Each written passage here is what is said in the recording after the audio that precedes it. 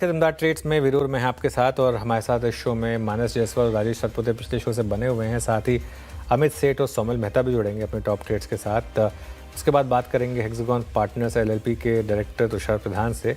Technical से बात होगी जीएम फाइनेंशियल सर्विसेज के एग्जीक्यूटिव डायरेक्टर और head of research Rahul Sharma से। वारी ईएसएस के एमडी सुनील राठी जुड़ेंगे जिनसे हम battery energy storage system manufacturing plant शुरू किए जाने पर एक बातचीत करेंगे। ये खबर आई थी पिछले हफ्ते। ये एक लिस्टेड प्लेयर की एक अनलिस्टेड सब्सिडरी है, उस पर बातचीत होगी। लेकिन पहले एक नज़र ज़रा मार्केट पर। और आज मार्केट की दिक्कत है बैंक निफ्टी 57,600 पर, अब 900 पॉइंट नीचे, हालांकि 57,500 को बचा रहा है। निफ्टी पर 24,150 24,180 का वो डिसाइसिव लेवल था, अभी हम उस लेवल पर ही हैं। अब देखते हैं इस लेवल से कितना और रिकवरी आती है नहीं। आज की सबसे बड़ी दिक्कत है बड़े banks, axis, Kotak, HDFC bank, तीनों में गिरावट है। और ख़ास तौर से एचडीएफसी बैंक ड्रैग कर रहा है बुरी तरीके से, करीब 5% नीचे। रत्ती भर भी रिकवरी नहीं है एचडीएफसी बैंक में। कोटक जरूर थोड़ा रिकवर हुआ नीचे से, लेकिन ये इस समय मार्केट के लिए थोड़ा सा दिक्कत का सबब बनता हुआ। इवन आईसीआईसीआई बैंक अगर आप देखेंगे तो अच्छे नंबर पर ज़्यादा नहीं चला और सिर्फ 0.5% ही ऊपर है। जेएसडब्ल्यू स्टील में अच्छा मूव है, 1.5% ऊपर। एनटीपीसी, ओएनजीसी, ट्रेंट, ये कुछ और स्टॉक्स हैं जहाँ अच्छे मूव्स आ रहे हैं। एफएनओ में क्लियरली आज का हीरो है पीएनबी, 4% ऊपर अच्छे नंबर्स के बाद। इसके अलावा ऑयल इंडिया, यहाँ पर अच्छे मूव्स हैं। एम्फेसिस, मिड कैप आईटी में थोड़े से अच्छे मूव्स आपको दिखाई देंगे। और लोअर साइड में ऑब्वियसली बड़े बैंकों के अलावा येस बैंक थोड़ा सा गिरा, Premier Energies, InterGlobe aviation, HDFC, AMC, Swiggy, Oberoi realty, ये कुछ स्टॉक्स हैं जहाँ पर इस समय थोड़ी सी आपको गिरावट दिखाई देगी। फिर जी, तो आपने ये छोटी सी समरी सुनी है। अभी अब एक काम करते हैं, ट्रेड्स पिक करना शुरू करते हैं। पिछले कार्यक्रम से इस कार्यक्रम में मानस जी और राजेश जी और फ्रेश पर्सपेक्टिव लेके अमित सेठ और सोमल मेहता जुड़े हैं। आप सभी को नमस्कार। अमित जी, आपके दो ट्रेड्स इस वक्त के। Good morning Virendra ji, good morning Anuj ji and good morning everybody on the panel. Virendra ji, पहला ट्रेड रहेगा डीवीज लैब। डीवीज लैब में रिसेंटली हमने एक 52 वीक हाई का ब्रेकआउट देखा था विद वॉल्यूम्स। 2-3 दिनों से स्टॉक अपने ब्रेकआउट लेवल्स पे ही कंसोलिडेट कर रहा था और आज के सत्र में हम वापस मूव यहाँ पे देख रहे हैं। मोमेंटम रीडिंग्स काफी स्ट्रॉन्ग है, आउट परफॉर्मिंग काउंटर है। तो इसके बाय करना है। स्टॉप लॉस लगभग हमारा रहेगा 7200 का, 7200 का। और टारगेट्स यहाँ पे रहेंगे 7550, 7550 के। वीरेंद्र जी, दूसरा स्टॉक लूंगा अल्ट्राटेक सीमेंट। अल्ट्राटेक सीमेंट ने रिसेंटली 200 एमआ अपना क्रॉस किया। स्विंग रेजिस्टेंस जो कि लगभग 11,500 600 के आसपास आता है, वो भी क्रॉस किया। और 2-3 दिनों से यहाँ पे कंसोलिडेट कर रहा था, तो यहाँ पे एक मूव बनता हुआ नजर आ रहा है। इसे बाय करना है। स्टॉप लॉस हमारा रहेगा 11,600 का और टारगेट्स लगभग रहेंगे 12,000 रुपीज के। ओके, हाँ, अल्ट्राटेक सीमेंट, हाँ, स्ट्रॉन्ग मूव यहाँ पे है। सोमल, गुड मॉर्निंग, आपके दो trades. Good morning to everyone. मेरे दो ट्रेड्स में से पहला ट्रेड होगा from the pharma space. Pharma space अभी भी मुझे बहुत अच्छा लगता है और वहां पे बहुत अच्छी अच्छी अपॉर्चुनिटीज अभी भी पॉसिबल है। एल्केम लैब्स, ये स्टॉक बहुत समय से एक रेंज में ट्रेड कर रहा है बिटवीन 5,760 एंड नीचे में 5,500 के आसपास। तो ये एक ब्रॉड रेंज है और वहां पे ही ट्रेड कर रहा है। मैं ये प्रीएम्प्ट कर रहा हूँ क्योंकि इस समय एल्केम लैब्स ने 20 डेली मूविंग एवरेज पे सपोर्ट लिया है और high top high bottom already चल रहा है in the last couple of months. मेरे टारगेट्स ऊपर में होंगे 5,850 और मेरा स्टॉप लॉस होगा 5,550 पर। दूसरा स्टॉक मैंने चुना है that is pi industries. Pi industry में एक गिरावट देखी गई है in the last few months और इस गिरावट में जो एक पैटर्न, एक एंडिंग डायगोनल पैटर्न बन रहा है ऑन द डेली चार्ट्स और आज के ट्रेडिंग सेशन में प्रीवियस स्विंग हाई ऊपर की तरफ टूटा है और 20 डेली मूविंग एवरेज के ऊपर भी आज के ट्रेडिंग सेशन में ये कट हुआ है। मुझे लगता है बहुत ही अच्छा सेटअप है। यहाँ पे स्ट्रिक्ट स्टॉप लॉस रखे, दैट इज अराउंड 2620, छोटा स्टॉप लॉस है और ऊपर में मुझे लगता है कि जो टारगेट है वो 2800 के बनते हैं। ओके, पीआई इंडस्ट्रीज 4672 पे। मानस, आपके दो ट्रेड्स। वीरेंद्र जी, पहला ट्रेड है टाटा पावर का, जहां पर स्टॉक ने एक बेस बनाया है 375 के आसपास। आज हमने 10 डे मूविंग एवरेज को रीगेन किया है। इंटरडे चार्ट पे हाई टॉप्स हाई बॉटम दिख रहे हैं। करंट लेवल्स पे खरीदारी करेंगे। 375 का स्टॉप लॉस लगाएंगे, 390 तक के टारगेट्स पॉसिबल है। दूसरा स्टॉक है कैम्स का। कैम्स में अगर देखें तो गिरावट देखने को मिली थी। स्टॉक 200 मूविंग एवरेज के नीचे भी फिसल गया था, लेकिन रिकवरी में आज स्टॉक ने 200 मूविंग एवरेज को रिगेन किया है। आई थिंक कैम्स में करंट लेवल्स खरीदारी कर सकते हैं। 747 का आपको स्टॉप लॉस लगाना है और 795 के टारगेट सेट करना है। ओके, कैंप्स ये हो गई मानस जी की पिक। राजेश जी, आपकी 2 पिक्स इस समय की? अनुज जी, देखिए पहला पिक रहेगा दालमिया भारत। मुझे लगता है एक बहुत ही क्लीन ब्रेकआउट मिल रहा है। एक डिप भी मिला था 2 दिन पहले, तो कहीं ना कहीं लगता है कि यहाँ से करीबन 1880 से लेके 1900 तक का टारगेट दालमिया भारत में यहाँ पे अनफोल्ड हो रहा है। ओवरऑल इसका स्ट्रक्चर बहुत अच्छा है, तो लॉन्ग साइड का ट्रेड होगा, 1825 का स्टॉप लॉस होगा। सेकंड जो बाय कॉल होगा वो थोड़ा आप कह सकते हैं कॉन्ट्रा ट्रेड है। ओवरऑल मुझे लगता है कि जैसे कि सीमेंस है, एबीबी, लेकिन जो मेरी नजर है वो है लार्सन एंड टुब्रो पे। एल&टी का अगर आप चार्ट देखो तो फ्राइडे एक रिवर्सल था। इनिशियल सबड्यूडनेस के बाद मुझे लगता है आज ये चलेगा फ्रॉम करंट लेवल। 3800 के ऊपर का बाय रहेगा। 3780, 3780 का एल&टी का स्टॉप लॉस होगा।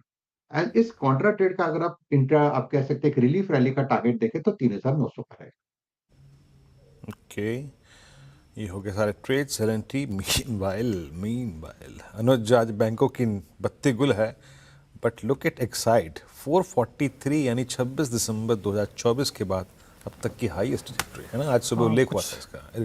कुछ तो हो रहा है यहाँ पर, कुछ तो है। मतलब देखिए, हमने तो सिर्फ चार्ट के बेसिस पर इसको पिक किया था, लेकिन इतनी वीक मार्केट में भी इतना स्ट्रेंथ अगर स्टॉक दिखा रहा है तो कुछ तो इंटरेस्टिंग है। लेकिन बिल्कुल आज स्पॉटलाइट में था ये, और पिक भी हुआ था। मानस जी का तो ऑलमोस्ट टारगेट आ भी गया है। 445 का वो टारगेट था, वो ऑलमोस्ट अब हिट भी हो गया यहाँ पर।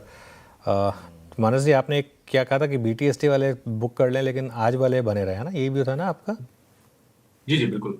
तो अभी स्टॉप लॉस क्या नया रिवाइज करेंगे इसको? प्रॉफिट बुक कर लेना चाहिए एक बार। आई थिंक 2 रुपए के लिए होल्ड ना करें, क्योंकि अगर हम स्टॉप लॉस रिवाइज भी करेंगे तो वो आता है 439 के आसपास। 3 रुपए का रिस्क है, 2 रुपए का रिवॉर्ड है। Doesn't make sense. तो आई थिंक प्रॉफिट बुक कर लेना बेहतर रहेगा। चलिए, प्रॉफिट बुक कर लें। ज़रूरी नहीं है कि एकदम आप एग्जैक्ट टारगेट का वेट करें। ये हो गई मानस जी की तरफ से बात। एकदम चोखा मुनाफा पूरा स्क्रीन पर प्ले हुआ यहाँ पर। आगे बढ़ते हैं। अब हमारे साथ हेक्सागोन पार्टनर्स के डायरेक्टर तुषार प्रधान जुड़े हैं। उनसे समझते हैं कि इस समय उनकी क्या रणनीति है मार्केट को लेकर। Tushar ji, good morning. 2 हफ्ते पहले तक लग रहा था कि मार्केट में सब ठीक हो गया है, अब यहाँ से वापस एक बड़ी तेज़ी। ये जो जिस तरीके से ईरान US वाला मामला वापस आया है, कच्चा तेल 90 पर, क्या एक सरप्राइज और शॉक फैक्टर रहा मार्केट के लिए, और क्या वापस एक बड़ी गिरावट का रिस्क रहेगा? देखिए, 2 चीज़ें अभी हमें याद रखनी चाहिए कि जब ये सिचुएशन पहले हमारे सामने आई थी, फरवरी के एंड में, मार्च में, ये बहुत अनप्रेसिडेंटेड। मतलब पहले कभी ईरान और यूरोप में डायरेक्ट हॉस्टिलिटीज़ कभी नहीं थी। इनडायरेक्टली काफ़ी उनकी हॉस्टिलिटीज़ चलती थी, मगर कई कारणों के लिए ये ओपन हॉस्टिलिटी कभी हुई नहीं। क्यों? क्योंकि हम अभी पहचान गए हैं कि ईरान बड़ी स्ट्रेटेजिक सिचुएशन में हमारे ग्लोबल मैप पे पड़ता है। काफ़ी सारी ऑयल डिलीवरीज हॉर्मुज़ स्ट्रेट से जाती है, तो वो बहुत ही एक स्ट्रेटेजिक लोकेशन होने के कारण ये ओपन हॉस्टिलिटीज कभी हुई नहीं थी। और जब हुई तो मार्केट ने समझ लिया कि अभी बहुत तकलीफ या इन्फ्लेशन का अनुभव सारे पूरे वर्ल्ड में होने वाला है। इसके लिए एक बड़ा रिएक्शन अब हमने ज़रूर देखा। 3-4 महीने का जो सिलसिला जारी रहा, और जब कोई एग्रीमेंट होने के बाद जब समझ में आया कि ऑयल की कोई कमी नहीं है, बस डिलीवरी और सप्लाई में इशू है, तो बिल्कुल थोड़ी ही समय में सारा जो रिकवरी था हमने देख लिया। अब जो जाके इंक्रीज इन हॉस्टिलिटीज और सडन सरप्राइज आ गया है, मेरे ख्याल से सारे इन्वेस्टर्स को एक बात पता चल चुकी है कि ये बहुत ज़्यादा अगर खींचे तो सारी ग्लोबल इकोनॉमी पे उसका असर पड़ता है। इसके मतलब ये है कि जो पॉइंट किसी को प्रूव करना है, वो प्रूव करने के बाद जो पीस आएगा, जो समझौता आएगा, वो मेरे ख्याल से बहुत रैपिडली इसको रिकवर कर सकता है। बीच में वॉलेटिलिटी हो सकती है, अनसर्टेनिटी कायम रह सकती है, मगर इन्वेस्टर्स को अपनी इन्वेस्टमेंट होराइजन पे ज़्यादातर नज़र रखनी है। और वॉलेटिलिटी में जो भी जैसे अभी दाम तेल के $90 के ऊपर हो गए, उसका डायरेक्ट एप्लीकेशन करके अब कितना लॉस होने वाला है ये कैलकुलेट ना करें, क्योंकि ये सब एवरेजेस पे चलता है और पूरे साल में जो एवरेज प्राइस आएगी उसी के ऊपर कंपनियों का मुनाफा वगैरह कायम हो सकता है। तो मेरे ख्याल से सारे इन्वेस्टर्स को सतर्क रहना चाहिए कि ये सिचुएशन हाथ से ना बढ़े आगे, मगर ऐसा भी नहीं है कि पूरी इक्विटी एलोकेशन या इक्विटी मार्केट के को लेके हमें बहुत डरना चाहिए इस समय। दूसरा जो फैक्टर था मार्केट के लिए आज थोड़ा नेगेटिव रहा वो था बड़े बैंकों के नंबर्स। क्या आप सरप्राइज हैं जिस तरीके से HDFC बैंक, कोटक और एक्सिस में इतना बड़ा रिएक्शन आ रहा है नेगेटिव साइड पर? इवन ICICI बैंक भी अच्छे नंबर पर बहुत ज़्यादा नहीं चला। और लार्ज कैप प्राइवेट बैंक्स पर अब आपका क्या व्यू होगा? मेरे ख्याल से थोड़ी सी क्या कहते हैं जिसको लीनियंसी हमें इन बैंकों की तरफ देखनी चाहिए। एक तो देखिए कि these private banks have grown very fast over the last 10 years और हमें उनकी ग्रोथ रेट्स की आदत पड़ चुकी है कि इनकी बुक सर्टन परसेंटेज से बढ़ती है, हर क्वार्टर उनकी प्रॉफिट्स बढ़ती है। मगर देखिए जो अभी HDFC बैंक को लेके अगर आप देखें, it is now the second largest bank in this country. और जब हम देखेंगे कि अगर वो बुक की साइज में बढ़ोतरी अगर हमें देखना है तो हमें थोड़ी सी leniency in terms of the rate of growth जरूर देखनी चाहिए। दूसरी बात यह है कि सारी banks already discount a lot of growth in that, मतलब आप प्राइस टू बुक मल्टीपल्स देखेंगे तो private banks, especially the bigger private banks, trade at a significantly higher price to book ratio. अगर आप पब्लिक सेक्टर बैंक्स उन्हीं के size की अगर देखें तो उसमें काफी गैप है, काफी अंतर है। तो मेरे ख्याल से धीरे धीरे हम जिसको रिवर्जन टू मीन कहते हैं, ये सारी banks will now trade on their fundamentals and not the kind of growth expectations they were trading at. So मेरे ख्याल से ऐसा कुछ नेगेटिव मैंने बैंकों के रिजल्ट्स में बिल्कुल नहीं देखा। मेरे ख्याल से शायद एक्सपेक्टेशंस और डिलीवरी में थोड़ा अंतर है और मार्केट उसी को लेकर रिएक्ट हो रहा है, मगर मेरे ख्याल से ऐसी कोई डरने की बात नहीं। Overall credit growth is strong, you can see margins also grow to a certain extent, so I don't think there is something to take away from ये प्राइस की जो सडन ड्रॉप आई है आज। मेरे ख्याल से मार्केट की रिएक्शन है, मुझे कोई फंडामेंटल रीजन नहीं लगता। तुषार जी नमस्कार, वीरेंद्र बोल रहा हूँ। सर IT के नंबर्स आपको कैसे लगे? और दूसरी बात होती है प्लेसमेंट। जून 2025 से लेकर जून 2026 तक पूरी AI चिप स्टॉक्स की रैली चली, वेदर इट्स नैस्डैक, ताइवान का इंडेक्स, कॉस्पी, निक्केई, सब ने एडवांटेज लिया। बस फर्स्ट टाइम जुलाई सबसे बड़ा सीरियस प्रॉफिट टेकिंग बना इन चारों इंडस्ट्रीज में। ये क्रॉस कॉम्बिनेशन आपको कैसा लग रहा है? तो हमारे IT की प्लेसमेंट, देन नंबर्स और देन ये चिप स्टॉक्स का कोलैप्स होना, ये क्रॉस कॉम्बिनेशन आपको IT पर क्या व्यू बनाने को कह रहा है? देखिए डोमेस्टिक IT और चिप मैन्युफैक्चरर्स और ग्लोबल टेक्नोलॉजी जिसको हम कहते हैं, वो दो काफ़ी अलग अलग चीज़ें हैं। हम यूजुअली उनको एक साथ कहते हैं कि वो सारे एक ही मोमेंटम से चलेंगे, थोड़ी बहुत इंटरेक्शन है उनमें, मगर domestic IT services India company की अगर देखें, उनको AI का चैलेंज अलग है और मैं उसके बारे में थोड़ा बाद में कहूँगा। मगर जो आपने छेड़ी बात IT चिप्स जो ग्लोबली अब बहुत सीवियर प्रेशर में आ चुकी हैं, एक नज़र आप उनकी वैल्यूएशंस पे डालिए। मेरे ख्याल से जो 1-2 साल से उनकी वैल्यूएशन में बढ़ोतरी हो रही है, उनकी मल्टीपल्स में बढ़ोतरी, वहाँ कहीं जाके ये जो फंडामेंटल वैल्यूज होती हैं वहाँ जाके एवरेजेस पे अटक जाते हैं। ऐसा नहीं है कि ये इन्फिनिटी की रेट पे बढ़ते जाएंगे। तो मेरे ख्याल से वो एक रियलिटी चेक जरूर आया है। दूसरी बात यह है कि लोगों को समझ में आया कि ये IT चिप्स की growth is limited by the users. जैसे कि हमने IT चिप खरीदा किसी एप्लीकेशन में डालने के लिए और कंपनियों को बेचने के लिए, अब धीरे धीरे हमने देखा कि वो जो कंपनियां जो IT चिप्स में इन्वेस्ट कर रही हैं, जो खरीद रही हैं, उनको थोड़ी फंडिंग में तकलीफ आ रही है। उन्होंने ऑलरेडी काफ़ी बोरोइंग्स की प्रोग्राम उन्होंने शुरू की है, मगर अब ज़्यादातर उनकी बोरोइंग्स को सब्सक्रिप्शन कम आ रही है अगर पिछले महीने को देखें। तो मेरे ख्याल से मार्केट को एक सिग्नल लग गया है कि शायद ये फाइनेंसिंग जिससे कि ये एआई चिप्स खरीद रहे थे, फाइनेंसिंग में अगर प्रॉब्लम हो तो एआई चिप्स की सेल भी उतनी ज़्यादा रेट ऑफ ग्रोथ जो हमने पहले देखी थी शायद ना आए। तो मेरे ख्याल से ये काफ़ी रियलिस्टिक करेक्शन है उनमें टू काइंड ऑफ एसेस कि अब जाके चिप मैन्युफैक्चरिंग कंपनीज कितनी रेट से हमारी उनकी जो चिप्स है वो बेच पाएंगी। और ऐसा नहीं है कि एआई चिप्स खरीदना कोई बंद करेगा। एआई चिप्स में टेक्नोलॉजी एडवांसमेंट आएंगी, उसमें प्राइस को भी घटने का सवाल होगा, क्योंकि जैसे ही टेक्नोलॉजी और प्रोडक्टिविटी बढ़ती है पर पॉप प्राइस कमी होती है, तो वहाँ भी थोड़ा डिफ्लेशन हमको देखना पड़ेगा। तो इस हिसाब से मेरे ख्याल से एक अच्छा और रियलिस्टिक करेक्शन आ चुका है। क्या is this signals a crash in AI chip stocks? I don't think so. I think it will come to more reasonable valuation. अब आप पूछेंगे reasonable valuation क्या है, उसका उत्तर हमें मेरे पास नहीं। ओके, ठीक है। ये बात हुई हमारी, अगर आप देखें इस क्रॉस कॉम्बिनेशन पे, IT versus chip rally collapse. एक और बास्केट पे आता हूँ सर, जहाँ पे बात करना बनता है। अभी आपके आने से पहले हम कुछ बैटरी स्टॉक्स को डिस्कस कर रहे थे। शानदार मूव, पिछले 3 महीने में बहुत स्ट्रॉन्ग बाइंग इमर्ज हुई है। इवन अगर आप ऑटो में जाएं, जिन कंपनियों का ईवी पोर्टफोलियो बहुत स्ट्रॉन्ग है, उन्होंने जून में अच्छी सेल्स फिगर जनरेट करी। आपका इस मुद्दे पर कहना क्या है, और क्या ऑटो में ही उन कंपनियों की तरफ थोड़ा सा अगर आप देखें अपनी प्लेसमेंट को बढ़ाना जिनका स्ट्रॉन्ग ईवी पोर्टफोलियो है, और दूसरा बैटरी स्टॉक्स पर आपका व्यू इस वक्त?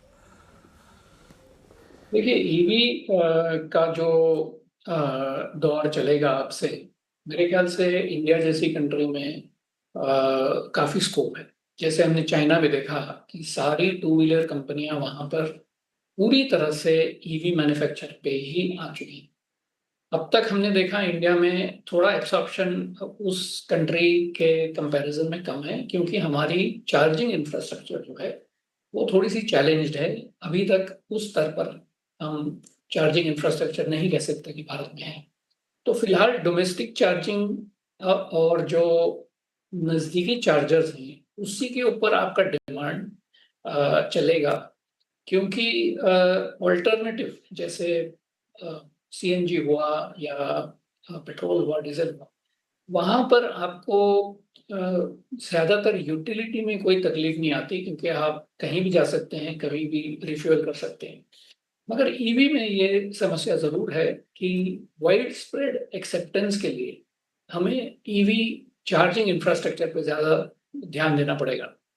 अगर हमारी चार्जिंग इंफ्रास्ट्रक्चर उस रेट से बढ़ती गई तो मेरे ख्याल से ये बहुत ही सनराइज सेक्टर है।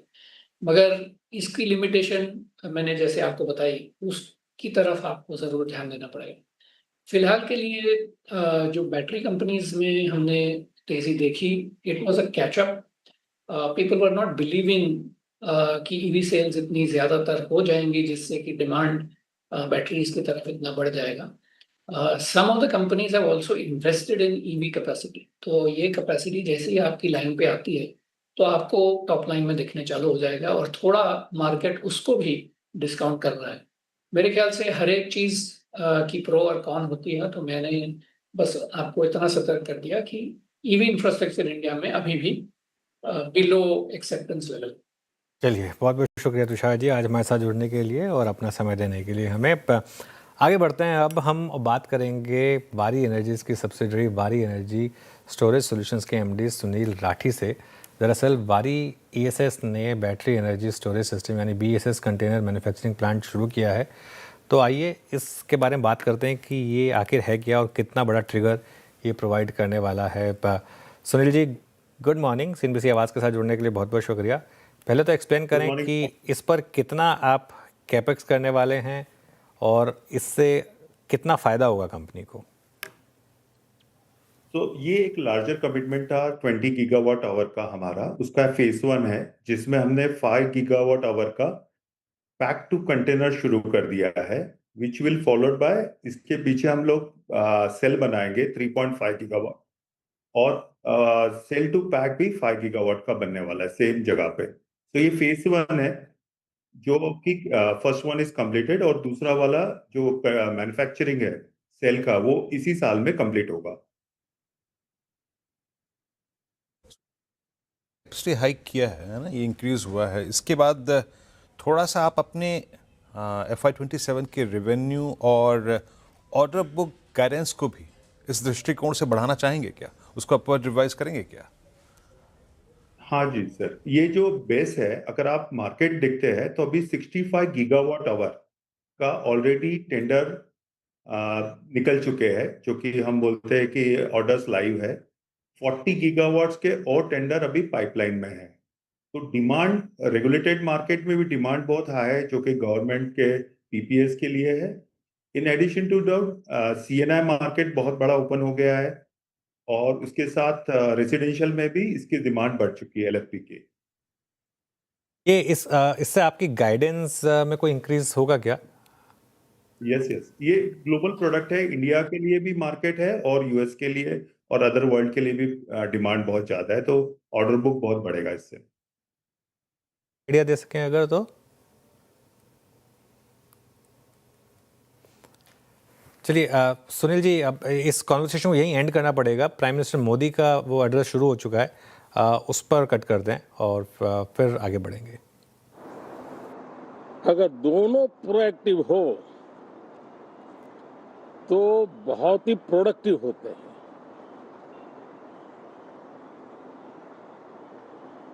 और दोनों को प्रोडक्टिव होते हैं तो देश का कल्याण होता है, जीव मात्र का कल्याण होता है।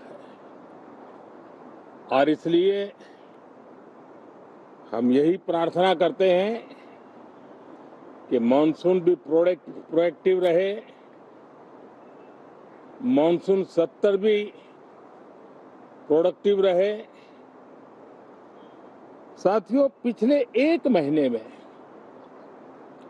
देश ने अनेक सिद्धियां प्राप्त की है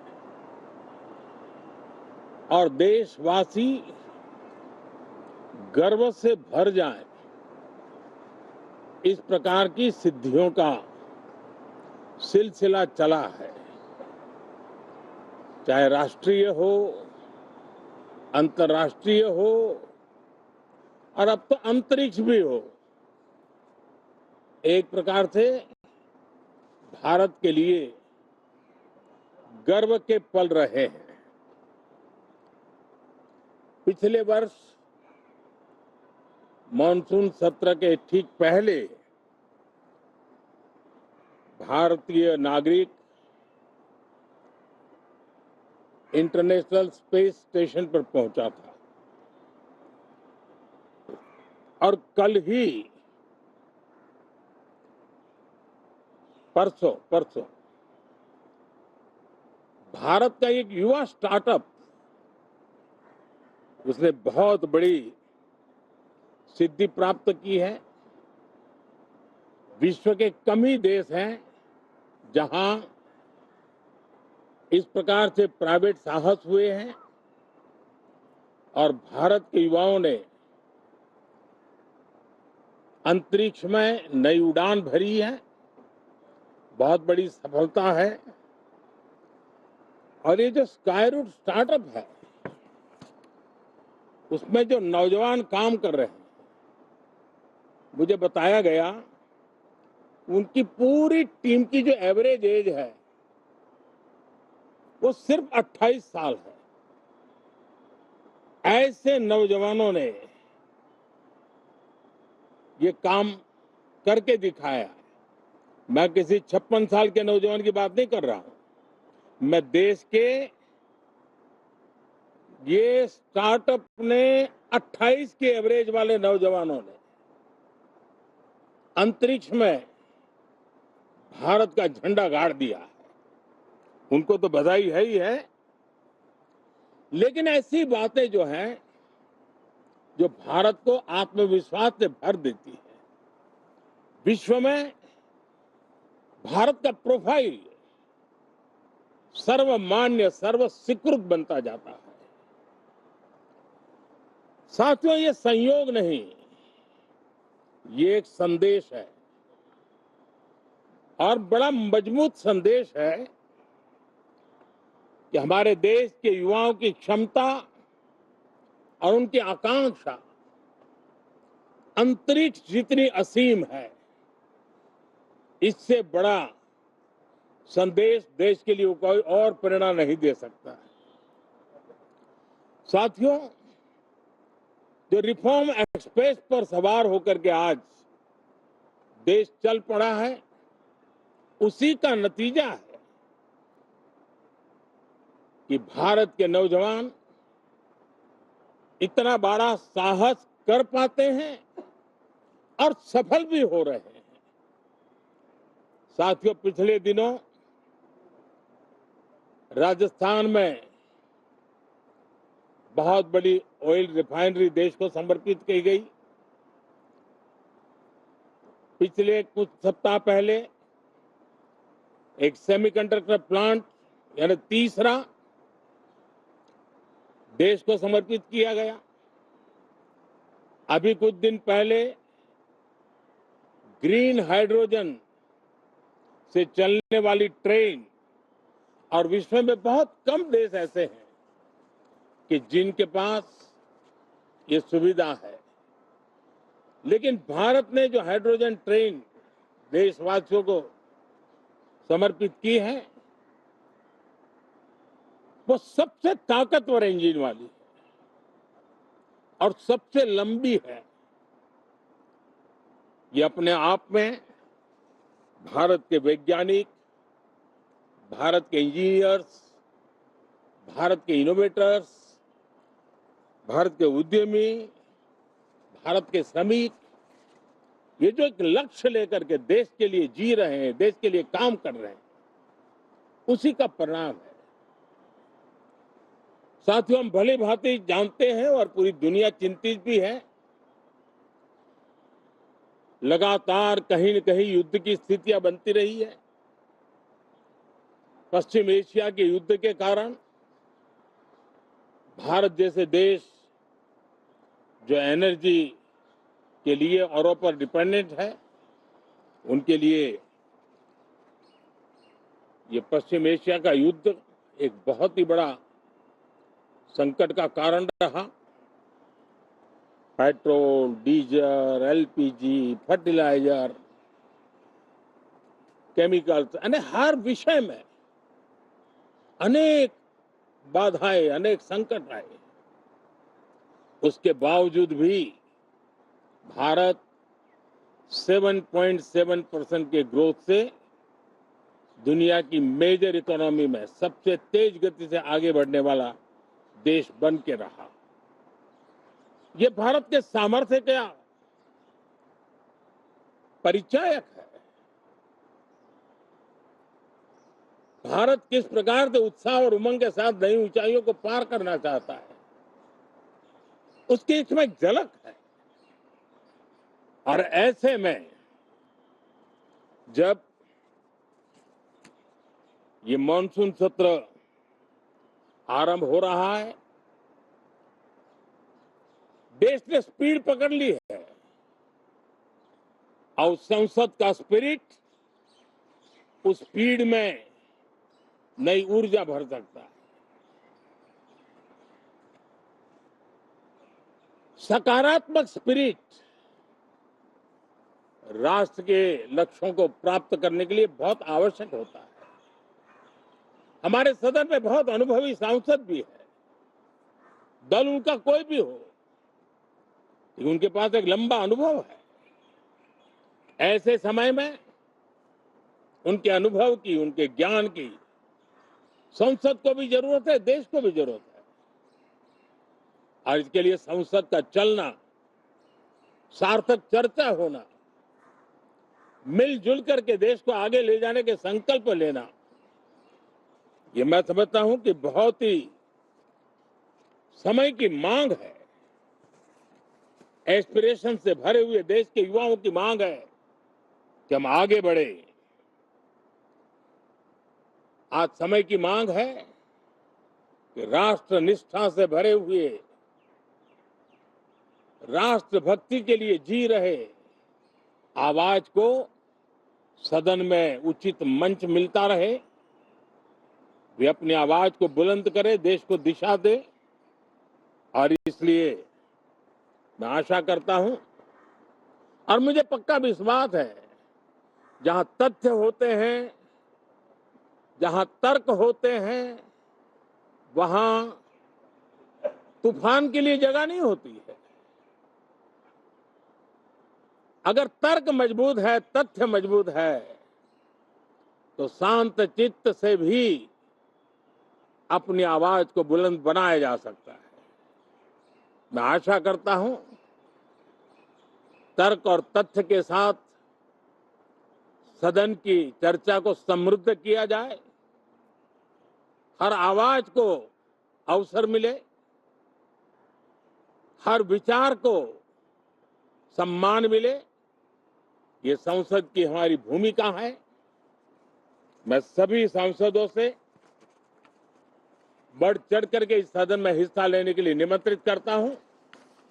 आज सुबह स्पीकर महोदय जी ने भी सोशल मीडिया के माध्यम से देश के सांसदों का स्वागत करने के अपने भाव को व्यक्त किया है। मैं भी उसमें अपना स्वर मिलाता हूं। आप सबका बहुत बहुत धन्यवाद। नमस्कार।